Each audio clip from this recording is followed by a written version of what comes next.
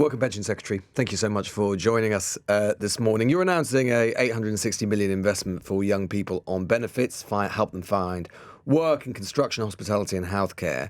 How many jobs will be created or workplaces found as a result of that investment? So the numbers we've got about 1 million young people who are currently, it's quite an ugly term, NEET, Yes. Not in education, employment or training, but that's the term. Through this, we're going to offer over 300,000 training places with a backstop of 55,000 subsidised jobs if they've been out of work for 18 months. And have those places in those industries already been secured? No. Some of them, we've got some good partnerships with employers, and we've announced 6 areas to start this from April, including Birmingham and Solihull, Greater Manchester, South Wales, Central Scotland and so on. So we will work with employers between now and April to get the first ones going, and it will be fully in operation next autumn. I just wonder how many construction sites or construction employers might feel that they would benefit from having young people who are currently on benefits who don't have any of the skills that are really requisite for working on those sites. Well, how do you change that? You've got to train people.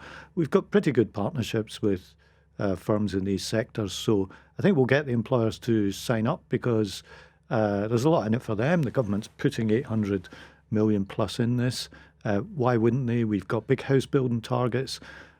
We've got big construction projects and a big investment pipeline for the next few years. So the whole point of this is twofold, I guess. It's certainly to train people for the jobs that we need, but something bigger underneath this. This NEETS issue has been going on for years. Yes. Well, indeed. It's been rising for 4 years. It's also international. I did a call with G7 employment ministers the other day. Most of them are facing this problem, and I think this should become a Labour cause. Well, isn't the problem, Work and Pension Secretary, not so much that young people, as is often said, not by you, but it is often said in the media that they're lazy or that they're too anxious or they want to be on benefits? Is it not the problem that the graduate job market is increasingly difficult? I just want to play you this clip. This came from my colleague Sheila Fogarty's show earlier this week, where she spoke to a young man, Danny in Spalding. Just listen to this. So when it came to the year anniversary of when I got my notice, or when I got made redundant, I sort of thought, let's take a look at how many roles I applied for. And at that time, it was 806. It was a bit of a, I know, it's sort of the amount of times that people have said, like, I've asked them a question, how many jobs do you think I've applied for? And they say, I don't know, 60, 70? And when they tell the number, it, like you said, it really does paint that picture of how bad it is. And considering I've got great experience, I've got great numbers behind me, but I can't even get a job, let alone even a back-end job, just to even fund just myself. Over 800 jobs. And that indeed is borne out by the statistics, isn't it? Graduate hiring has fallen 8% year on year. 42% of employers have reduced graduate hiring.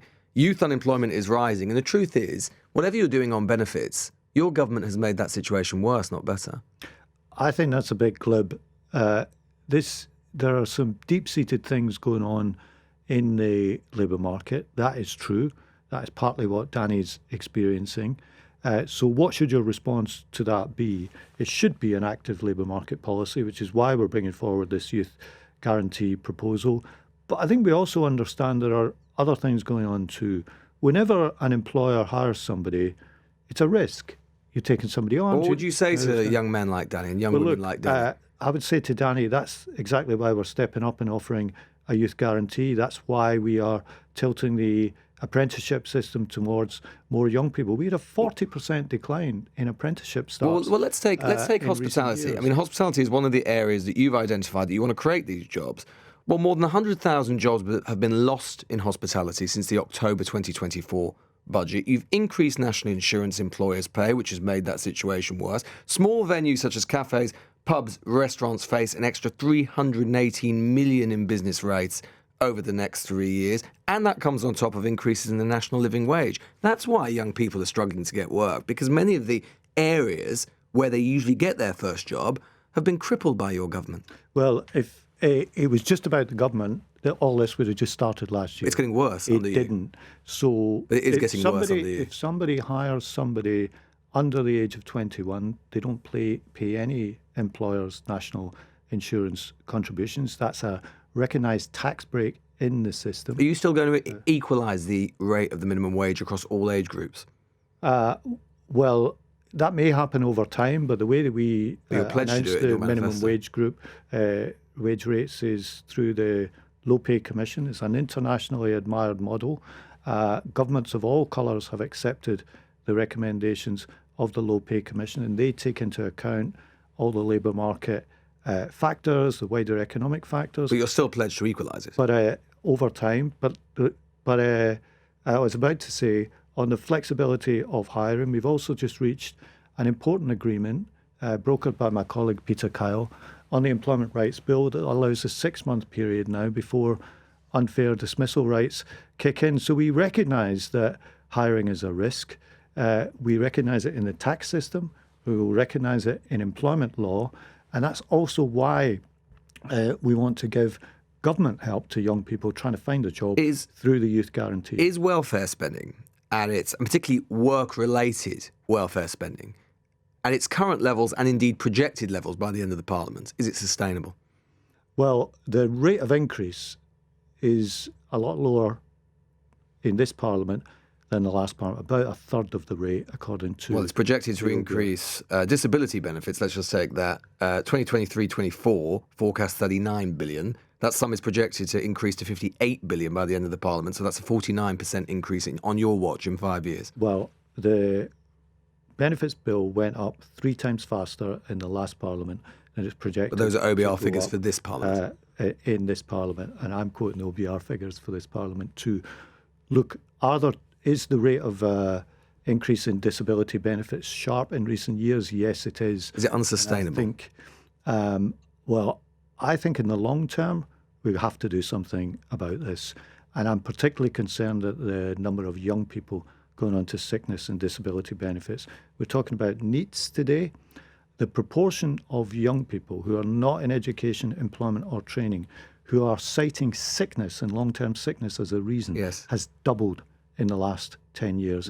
Now, we've got to ask ourselves, what is going on underneath the bonnet? I'm just wondering, I'm interested... More and more young people are declaring themselves sick at a young age, and most of those cite either mental health problems or neurodiversity conditions as a reason for being sick. Well, do you think mental health problems are being over-medicalised within the current system? Well, I think it's quite right that my colleague Wes Streeting has launched a prevalence study into this. My response to that, I get asked that a lot, is I don't want to play amateur doctor and say to somebody, you've not got what you say you've got, or anything like that. My response is different, which is to say, what should the response of the benefit system be to a greater level of diagnosis of these conditions? And I don't believe it should be to sign people off and write them off. And I think we need a deeper, better response.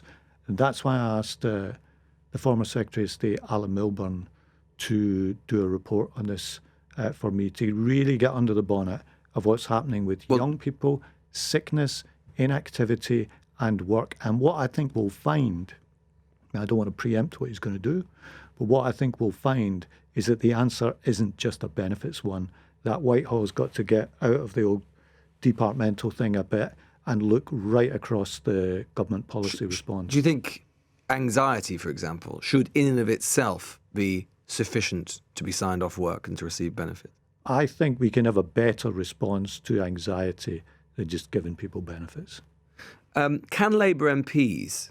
I know you've said that you're still interested in bringing forward a reform package. You've alluded to the fact you've got 2 reviews going on at the moment, one from Alan Milburn, one from Stephen Timms. When those reports come back and you are in a position to be able to present a reform package, can Labour MPs expect to be voting for a package which, at least in some areas, will cut welfare entitlements or restrict eligibility? Well, Charlie Mayfield, who also did a report for us about people who are already in work and keeping them in work, used a really striking figure to illustrate this the other day.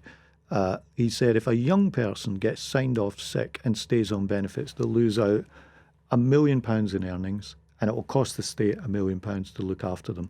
Now, there'll be averages and changes in that, but if we take that as a rough and ready proportion, then I hope that Labour MPs would see that investing in the opportunity and a better life story for that young person is a better use of resources than just investing in a benefit that will keep body and soul together. So it is likely that they will be presented with a package that does restrict eligibility?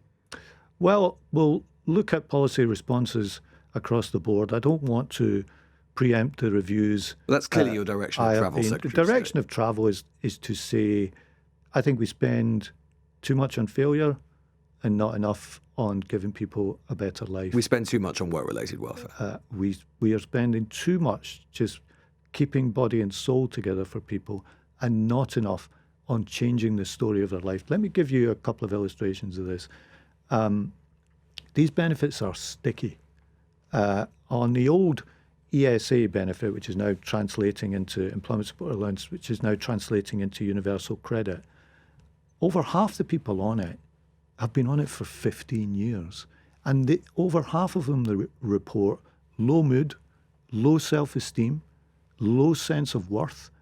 That is not a system around which people should be circling the wagons. Do you see it as your mission, as your job, to try and land the idea with Labour MPs who clearly have been resistant, at least in the way the previous iteration of the reforms you were proposing, to try and land with them that there is a morality and a Labour moral mission to reforming welfare, to cutting welfare? I'm going to leave the morality to the priests. Well, perhaps that's just as well. But what I would say is that changing people's life stories should be part of this argument, not just looking at a spreadsheet of income.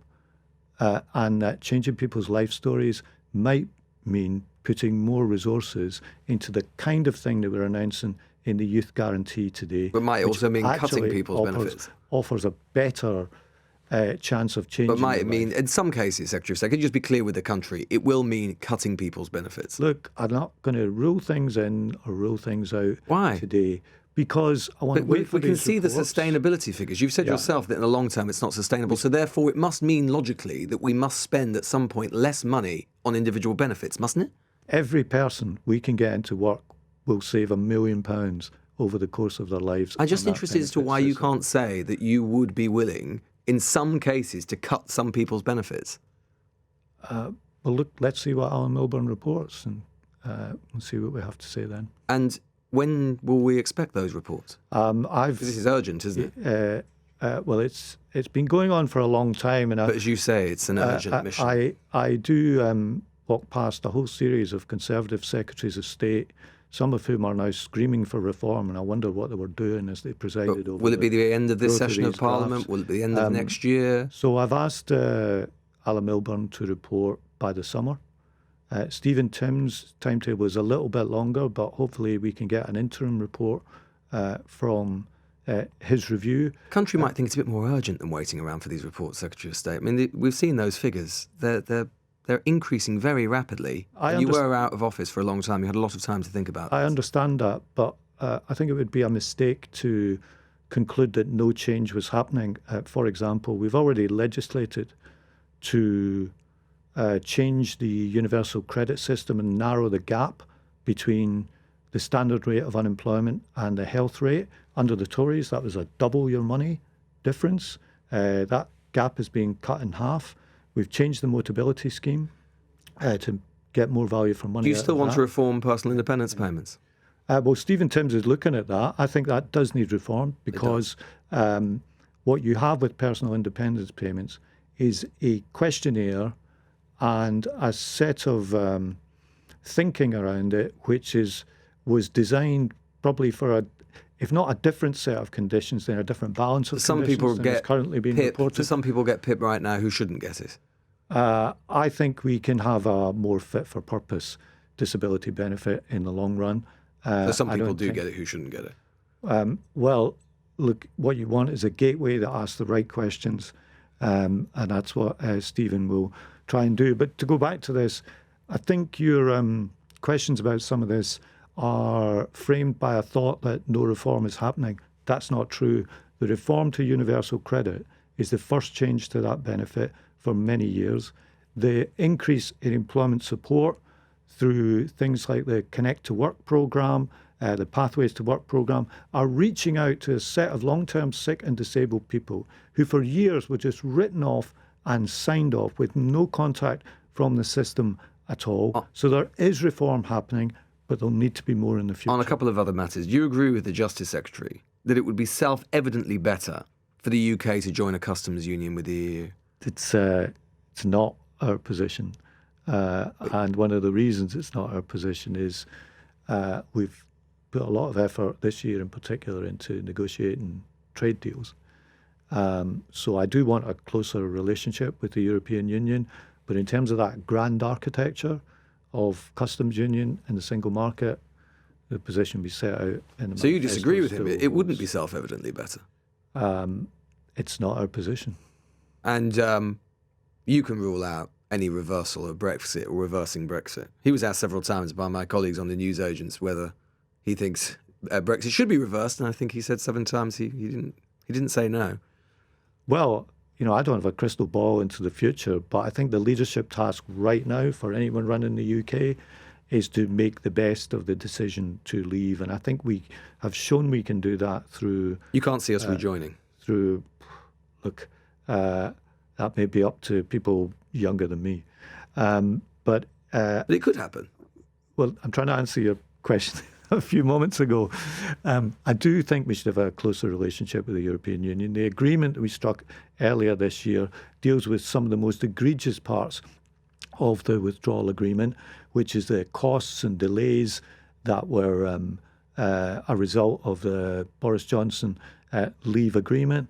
And I think the geopolitical situation with Ukraine has brought European leaders closer together. In fact, tomorrow, President Zelensky will be in town meeting the leaders of the United Kingdom, France and Germany.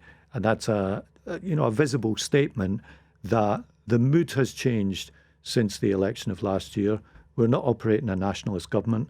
We recognise the common values that we have with our European neighbours, and I think we should have an adult, positive relationship. And on that, are you concerned that the United States, under its latest national security review, has removed Russia as a national security threat? Well, Russia is a national security threat, certainly to the UK, and I pay tribute to our armed forces and intelligence agencies who are having to deal with evidence of that every day. You think the US has got it wrong on that? Well, they're entitled to take their own view, but we see Russia as a threat.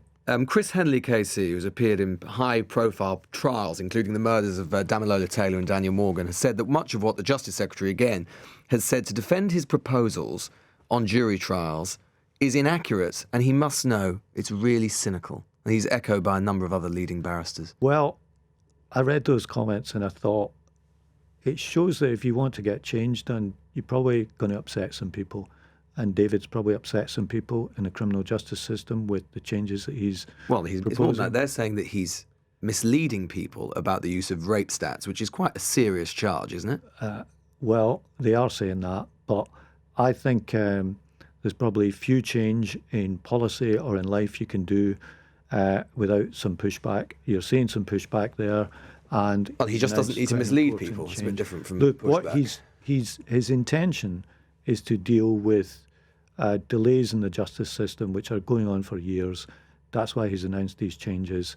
And that's why he's going to push them forward. And one final thing. Senior officials at Unite are apparently in talks about whether to call an emergency conference to vote on formal disaffiliation from the Labour Party. What's your message to Sharon Graham and Unite on that? Well, I see this story every few months. Seems quite familiar to me. Well, a stop clock is wrong twice a day, Secretary of State, so it could be right this time. Look, the relationship between us is important and valuable. I don't see any reason why Unite would want to do that. I think the government is doing a lot for working people and will do more in the future. But ultimately, it's a decision for them. And do you agree with Nigel Farage that the BBC should apologise for everything they did in the 1970s and 80s?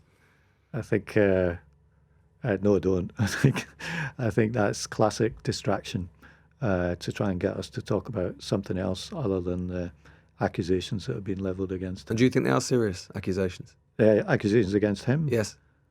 I think he needs to find a way to deal with them. I think there's room for apology and change in life. to be honest. And I think many of us, whatever age Nigel Farage is, can be different people from they were when they were, say, 14 or 15. So I don't say something that somebody said as a teenager should necessarily define them for life. But I think you have to face up and deal with it rather than telling us what we should really be talking about is some programme that was on the BBC decades ago.